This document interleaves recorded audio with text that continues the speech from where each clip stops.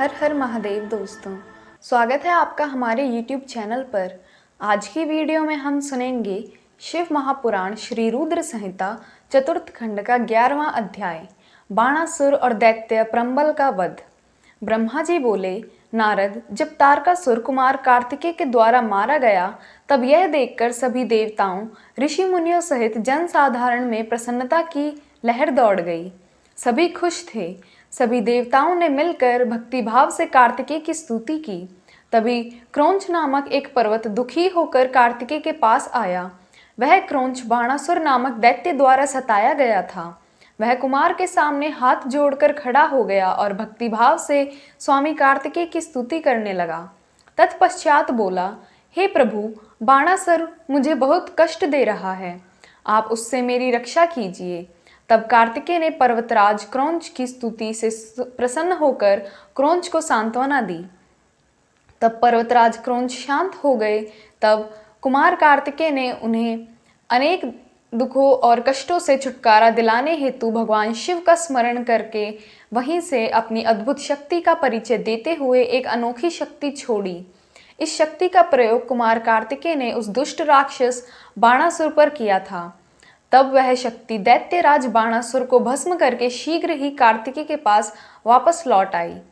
यह शक्ति जब उनके पास वापस पहुंच गई तब वे क्रोंच से बोले, हे पर्वतराज क्रोंच, अब आपको बाणासुर नामक दैत्य से डरने की कोई आवश्यकता नहीं है। मैंने बाणासुर को मारकर तुम्हारी इस परेशानी को सदा सदा के लिए हल कर दिया है। अतः अब तुम अपने भय को छोड़कर हमेशा के लिए निर्भय हो जाओ। अब तुम प्रसन्नतापूर्वक अपने घर की ओर प्रस्थान करो।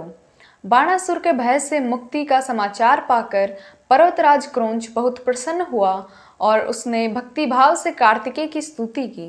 तत्पश्चात वह उनसे विदा लेकर अपने गृह स्थान की ओर चल दिया। वहां पहुंचकर क्रोंच ने अपने स्वामी कार्तिकेय की प्रसन्नता के लिए भगवान शिव के 3 शिवलिंगों की स्थापना की। प्रतिगेश्वर, कपालेश्वर और कुमारेश्वर नामक ये 3 शिवलिंग विश्वविख्यात हैं और लोगों की आस्था और भक्ति का जीता जागता उदाहरण हैं। ये शिवलिंग सिद्धिदायक हैं और 16 महान ज्योतिर्लिंगों में सम्मिलित हैं।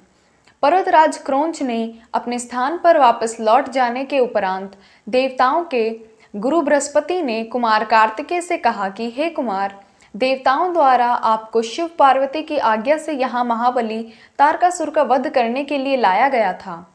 इस अभिष्ट कार्य की पूर्ति हो चुकी है, अतः अब आपको कैलाश पर्वत पर लौट जाना चाहिए।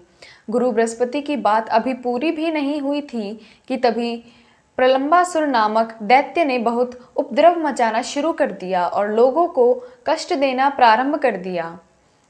तब शेष जी के पुत्र कुमुद दुखी अवस्था में कुमार कार्तिकेय के पास आए। वहां आकर कुमुद ने कार्तिकेय की स्तुति की और कहा, हे प्रभु, मैं आपकी शरण में आया हूँ।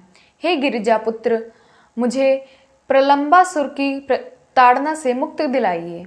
तब कुमार कार्तिकेय ने प्रसन्नतापूर्वक कुमुद को प्रलंबासुर द्वारा दिए गए कष्टों से मुक्ति दिलाने हेतु अपनी शक्ति द्वारा उसका भी संहार कर दिया।